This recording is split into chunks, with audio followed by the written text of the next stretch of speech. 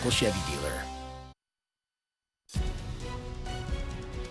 Good morning, America. New overnight, new Russian hack attack. The concerns this morning, the malware allegedly found at an American power company. The questions it's raising as Donald Trump takes the extraordinary step of praising Vladimir Putin for not retaliating against U.S. sanctions.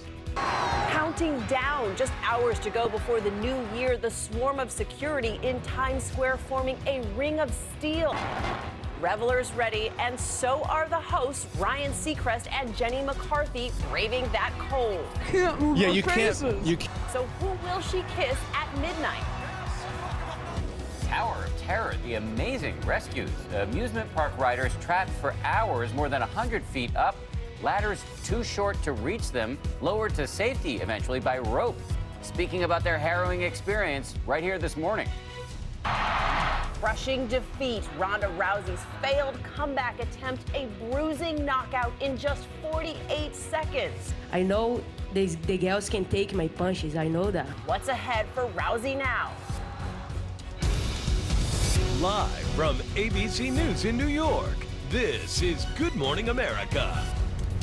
Hey, good morning and happy New Year's Eve. Paula is off today. Excited, as always, to have Cecilia Vega right here on the desk. Good It's morning. great to be here this last Saturday of 2016. Thank you. Good morning to everybody. We are just hours away from 2017. A look right now at Times Square, completely empty. You can see it. There's security at an all-time high ahead of the millions expected to pour in for the big celebration. And at the center of that party, there it is, a live look at the ball, which of course drops promptly at midnight. And Rob is right there. He's going to have your New Year's Eve forecast coming up, but we're going to start here with the latest twists and turns in the Russian hacking scandal. President-elect Donald Trump making the extraordinary move, praising Russian President Vladimir Putin for not retaliating against American sanctions. This as dozens of Russian diplomats are being kicked out of the U.S. payback for Russia's alleged interference in the presidential election. So what is behind Putin's decision not to retaliate? And what about these new reports that the Russians may have hacked into a power company in Vermont? ABC's Mary Bruce is on the story from Washington. Mary, good morning to you. Good morning. Yeah, this was a shocking 180 from Russia. Experts say Putin's restrained response is likely a sign he's playing the long game, hoping a President Trump will be more receptive. And Trump, as you mentioned this morning, is praising his decision not to fight back. All this as we're now learning a Vermont utility has discovered a code in its system linked to Russian hackers. This morning, new concerns that Russia may be targeting American utility systems. A code linked with Russian hacking found on a laptop associated with a Vermont electrical company. The apparent hack by the Russians did not disrupt operations, but it raises questions about the security of the U.S. power grid.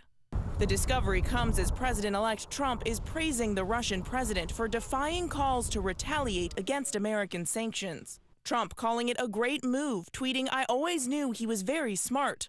But some members of Congress disagree. I am frankly very, very scared that our next president hasn't a clue about what Russia is actually up to. The Russians had promised to counterpunch, the foreign minister threatening to kick U.S. diplomats out of Russia. But then President Putin announced there will be no retaliation, saying we will not create any problems for U.S. diplomats. We will not expel anyone.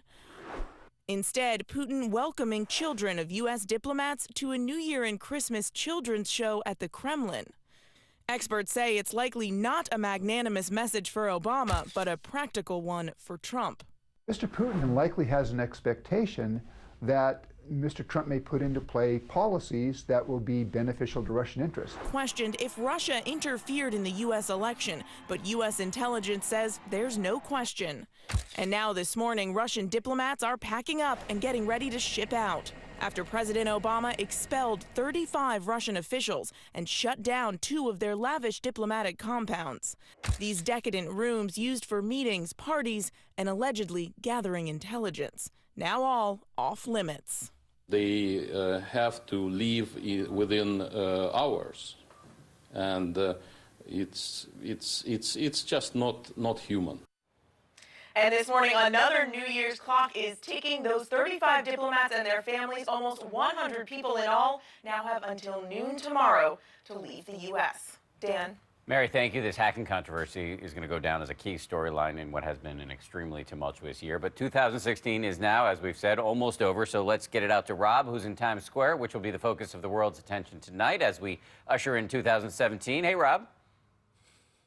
Hi, Dan. Good morning to you. There it is, the big ball behind me. Over 2,000 Waterford crystal triangles and 32,000 LED lights. It'll be hoisted up above Times Square and then testing the backwards counting skills of millions of people across America until midnight tonight. All right, let's take a look at the New Year's Eve forecast for the ball drop here in Times Square. It is chilly now, wind chills below freezing, but it'll be a little bit milder. Seasonal temperatures, maybe a rain shower. I think that'll hold off till after midnight. Across the rest of the country, we do have some rain and snow that'll push in across the northern tier. Boston, you'll probably get some snow after midnight. Springfield, Hartford, be careful if you're driving there. Some rain across Atlanta, back through New Orleans as well, and some unusual rain across Southern California. Hollywood might get some showers as well. All part of the Ryan Seacrest and Jenny show tonight. We'll talk more about that and the forecast in just a little bit.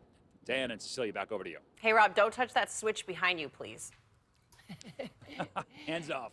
As we ring in 2017, security is tight all across the country, here in New York, especially ahead of tonight's big celebration in Times Square. And that is where we also find ABC's Eva Pilgrim. Eva, good morning to you. Good morning, Cecilia. The countdown is on tonight. This area will be packed full of people. You can see the barriers are up, the stages are set, and this year there will be more security than ever before. This morning, cities all across the world, big and small, beefing up patrols. Bomb-sniffing dogs and critical response officers poured into Times Square overnight. An unprecedented level of security now in place for the 2 million people expected to watch the ball drop. Authorities putting up 65 viewer pens from Times Square to 59th Street, each holding up to 3,000 people. All will pass through multiple checkpoints. This is a very significant challenge for law enforcement. The type of attack we've seen in Europe, driving a truck into a crowd, it's really hard to stop every one of those attacks. 65 sand trucks and 100 blocker vehicles will form a ring of steel from Times Square to Central Park to prevent tragedies like in Berlin and Nice. There will be 7,000 extra police officers, from highly visible special ops units to rooftop surveillance teams. Inside the command center, teams will monitor 9,000 video feeds and track license plates. In places like New York, the police are very well prepared for any type of activity. In Baltimore and Philadelphia, fences put in place to make sure ringing in the new year is done the safe way. And authorities say there's no direct threat, no specific threat against Times Square or any New Year celebration in general, but they are doing all of this to make sure everyone who celebrates is safe. Dan? Eva, thank you. We're going to turn now to a major new development this morning in a murder case that has spanned more than 40 years. A court in Connecticut has reinstated the murder conviction of Michael Skakel. He's a cousin to the Kennedy family, and ABC's Gloria Rivera is on the story from Washington. Gloria, good morning to you. Good morning, Dan. That's right. Michael Skakel, whose aunt Ethel Kennedy lived next door to Martha Moxley, has been a free man for 3 years after posting a $1.2 million bail in 2013. Now a 4-3 majority has rejected the argument his trial for murder was tainted by bad lawyering, sending him back behind bars. This morning, troubled Kennedy cousin Michael Skakel is a convicted murderer again. The Connecticut Supreme Court reinstating his conviction for the 1975 murder of Martha Moxley, the 15-year-old girl killed in her backyard the night before Halloween, brutally beaten with a golf club belonging to the Skakel family. Skakel, who is Ethel Kennedy's nephew, was first found guilty for the decades-old crime back in 2002. But after serving over 10 years in prison, Skakel's conviction was thrown out in 2013. Skakel, a free man. His family claiming the lawyer botched the defense. He had a terrible lawyer. He didn't get a fair trial, and he's not guilty. Now, in a new twist, Skakel will be back on his way to prison, his team failing to prove the attorney actually mishandled the case. It's very difficult for a defendant to establish ineffective counsel. It has to be a major defect in the way that the defense was presented. The victim's mother agreeing with the initial ruling. Michael Skakel got a fair trial. I really believe it. While Skakel plans to comply with the new court order, he will continue to fight the decision. His cousin, Robert Kennedy Jr., telling ABC News overnight, right now we just want to concentrate on the legal process. Now, in that 2013 appeal that set him free, Skakel's attorney successfully argued his initial defense team failed to pursue an alibi witness or look at possible other suspects, including Skakel's own brother, Thomas. It's not clear when Skakel will return to prison. He has 10 days to ask the court to reconsider. And if that fails, Skakel's attorney said he could take this case to the Supreme Court. Dan, Cecilia? More to come on this, Gloria. Thank you. A lot of other news this morning, and for that, as always, it's over to Ron. Hey, good morning. Hey, good morning to you, Dan and Cecilia. Diane, good morning, everyone. We're going to begin with breaking news overnight from Pennsylvania. A Pennsylvania state trooper gunned down in the line of duty while responding to a domestic dispute. This morning, police are looking for the suspect, 32-year-old Jason Robeson, who's believed to be armed and dangerous. State trooper Landon Weaver, on the force just a year, was fatally shot answering that call of a domestic violence incident in a rural town in central Pennsylvania. And in Connecticut, 2 people are dead and another 2 wounded after shots rang out following a concert by rapper Meek Mill in Wallingford, Connecticut. Police say the shooting took place outside in the parking lot around 11 o'clock last night while the concert venue was being shut down for the evening. And lawyers for Bill Cosby have filed a motion for a change of venue in the comedian's sexual assault case. They are arguing that Cosby cannot get a fair trial in Montgomery County, Pennsylvania, because of the negative media coverage they say that has tainted the jury pool. They are asking for a larger venue, a move to a larger venue, but did not specify where. Now, Cosby is charged with sexually assaulting a former Temple University employee. He has pleaded, of course, not guilty. And investigators in England say more tests will be needed to determine what caused the death of George Michael. This after initial autopsy results came back inconclusive. Michael's manager is saying the 53-year-old singer apparently died of heart failure at his home outside of London on Christmas Day. Police do not suspect foul play. And from Indonesia, disturbing video of a pilot who appears to be impaired as he's boarding his flight. Watch as he stumbles past security, barely able to retrieve his bag off the X-ray belt, making his way to the plane packed with more than 150 passengers. A passenger recording this video out of concern, claiming the pilot slurred his speech during the overhead announcement. That pilot, though, was removed from the plane before it took off and fired. And finally, it's the end of an era for a New York City institution famous for its gigantic sandwiches and gigantic prices. After 79 years, the Carnegie Deli shutting its doors for good. The owner of the famed eatery, featured in Woody Allen's Broadway Danny Rose and on a number of television series, is calling it quits, she says, because of rising costs. I was there yesterday, had a little sample of their corned beef on rye. It was, past tense now, great. And you did not bring us said little sample. Oh, you didn't get it? Corned beef on rye. I left it in your office. What a way to end this. He's been worried about your cholesterol level. It's up there somewhere. Thank you, sir. Unless someone took it. All right, imagine this one. Yeah. Being trapped on an amusement park ride for hours, more than 100 feet in the air. This happened overnight in California. Firefighters had to use ropes to get the riders down one by one. No thank you. ABC's Ariel Reshef joins us with more. Tell us the details, Ariel. All right, Cecilia, that slow-moving ride at a California theme park turned terrifying. A day of fun coming to a grinding halt.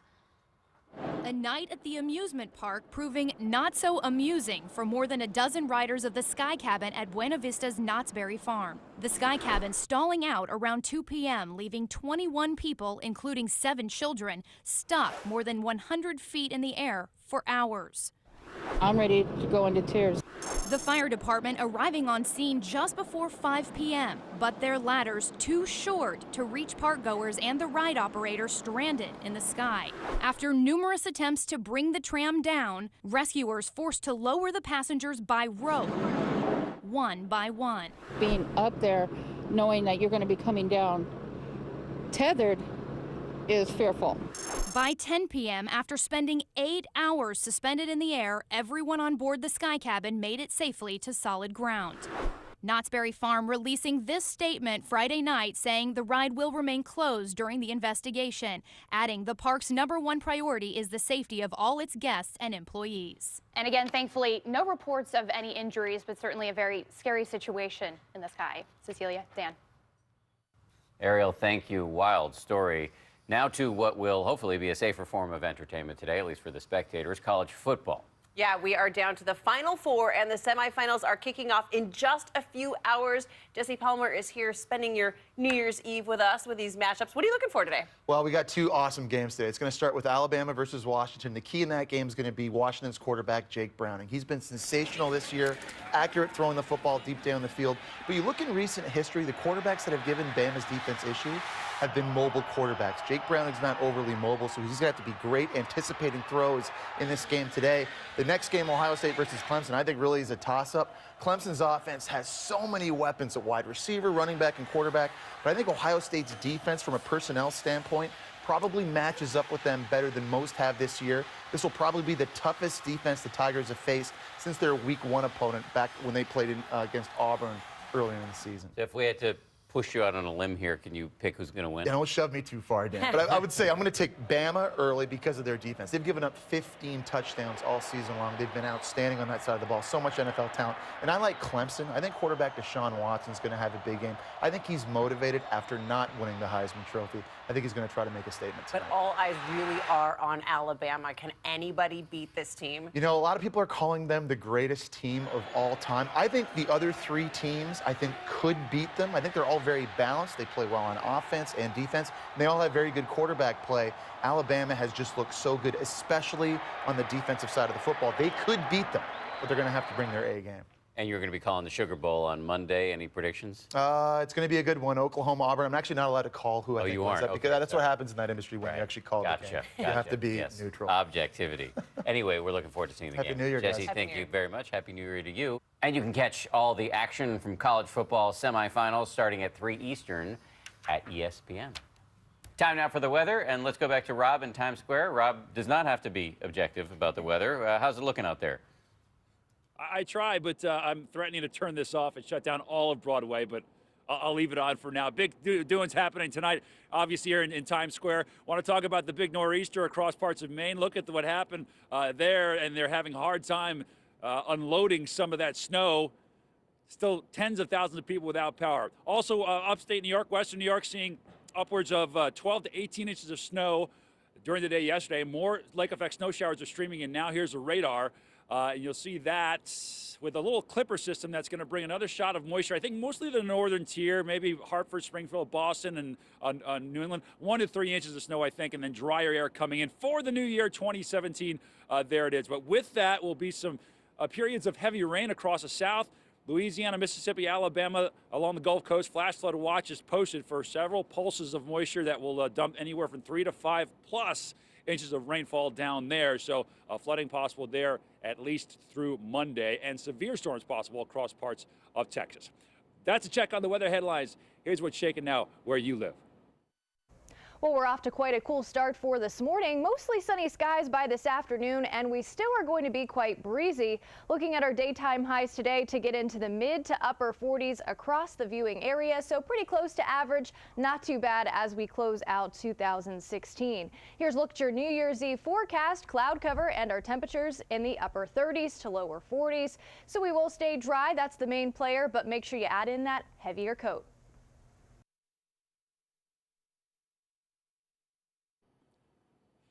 All right, this is my first experience with the ball, 12 foot in diameter, and it is a doozy, guys. We're going to talk more about the history of why Times Square is so important to the New Year's celebration in the next half an hour. I invite you guys to come down here. It's chilly, but it's invigorating. Wait, was that a dance move? Was that a dance move we just witnessed, or was that like, it's so cold out here, I'm shaking? No, that's the bouncing, trying to get the body heat going move, yeah. You don't want to see my dance moves, and Dan will tell you that. I've seen Rob do the stanky leg. It's really impressive. Love you, Rob. Thank you. It is stanky. We'll talk to you in the next half hour. By the way, there's another big sports story this morning, and it involves Ronda Rousey. Yeah, it sure does. The UFC star was hoping to mount a big comeback after losing her belt in a stunning loss last year, but she had another tough night, and Diane Macedo has much more. Ron wants you to say something. I know. I'm not going to, though. I like my job. I intend to keep it. But this fight was no doubt painful for Ronda Rousey, but it was also just painful to watch. After disappearing for a year, she came out seemingly in the best shape of her life and more focused than ever. All the more reason fans were completely shocked when it ended with one of the fastest losses in UFC history. Overnight, what was meant to be a superstar comeback ended in another crippling defeat. Watch as Ronda Rousey falls just 48 seconds into the first round. Reigning champion Amanda Nunes, a.k.a. the Lioness, lived up to her nickname, pummeling the former champ with one vicious blow after another.